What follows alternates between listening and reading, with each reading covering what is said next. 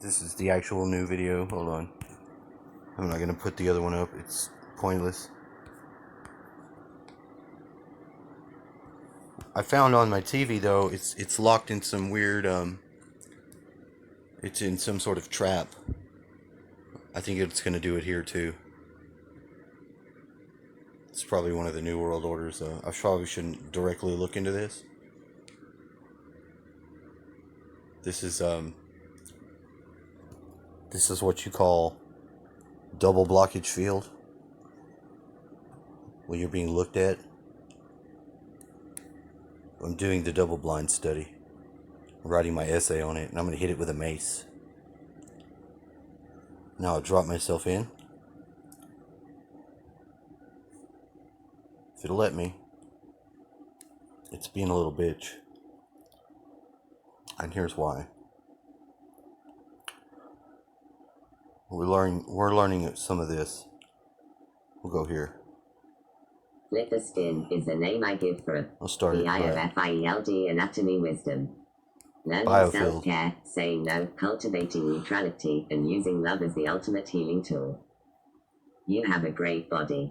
It is an intricate piece of technology and a sophisticated supercomputer. It runs on peanuts and even regenerates itself. Your relationship with your body is one of the most important relationships you ever have. And since repairs are expensive and spare parts are hard to come by, it pays to make that relationship good. It's true. Steve Goodyear. Flip the spin is the name I give for a very simple exercise to help sensitive people deal with bad vibes from others or from their environment. I've experimented with different techniques over the years to deal with this issue, and this one seems to be the easiest and the most effective. I like that. I've been here before. Flip the spin is a metaphor based on the notion that what we call negative energy rue the day, in a rude of direction you. that causes us to feel worn out, run down, or sapped when we are exposed to it. We may also become sad, angry, or frustrated, or feel somehow responsible for this negative energy or a variety of other non-beneficial feeling states. When you find yourself in the path of this energy, whether by choice, as in being there for a friend in crisis, or by circumstance, instead of resisting it or trying to erect a barrier to it, very challenging to do in my experience, you simply catch it with the energy of your solar plexus, allowing yourself to feel it for a moment, to empathize with it, and with a clear intent, gently flick it to get it to spin the other way, sending it back to the other person with a positive spin and a feeling of compassion. Interesting. It's that simple. When we are really centered and grounded, we can radiate compassion continuously, which is a really nice state to maintain if you can. This is the essence of lightworking or spiritual alchemy, turning energetic lead into gold, or heavy, negative energies into light, positive energies. We can do this. The more you practice it, the easier and more automatic it becomes. People I have shared this exercise with routinely report being amazed at how simple and effective it is. Saying no. One of the things I have observed in this work is the tendency of so many people to say yes when what they really want or even need to say is no. I came to realize how often I did this in my own life. I had been raised by a stay-at-home mom who waited on all of us hand and foot. She fed us 3 meals a day and did laundry and housekeeping without ever asking for help, and even though we had chores, she took care of most everything.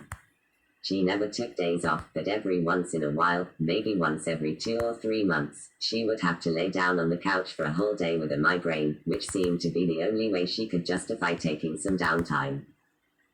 We tend to parent the way we were parented, and I fell into very similar habits as those of my mother, minus the migraines. This worked well for a time, but when I started undergraduate school and was taking 18 credits as well as seeing clients, it all became a bit too much.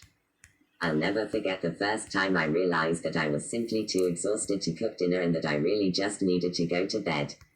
My husband is a carpenter and was working long days doing physical labor. He had gotten accustomed to coming home spent and was grateful to have a meal on the table. Very nice. My boys were 8 and 11 at the time, and they too were quite accustomed to mom taking care of everything.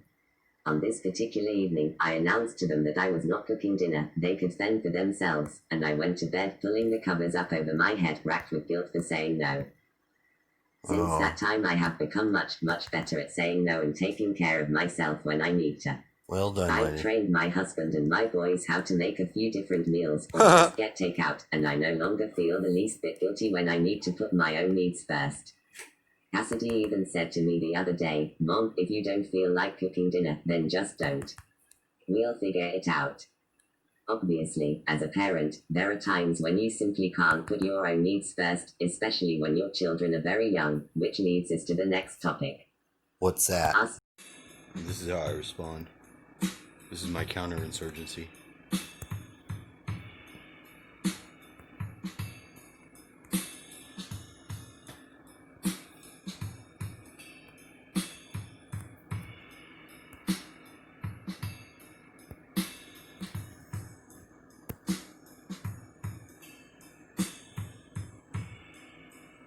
This is the St. Michael, whatchamacallit? What does it say? St. Michael Bay. There's a castle here. It's fucking amazing. But this is the end of the loop. So if they're looking at you from seas, they're trying to seize you, I seize you. I'm going to drop this here. I'm going to drop our guy. See if we can get in. This is one of the most coolest castles I've ever seen in my life, though. In case it doesn't show up, I don't know.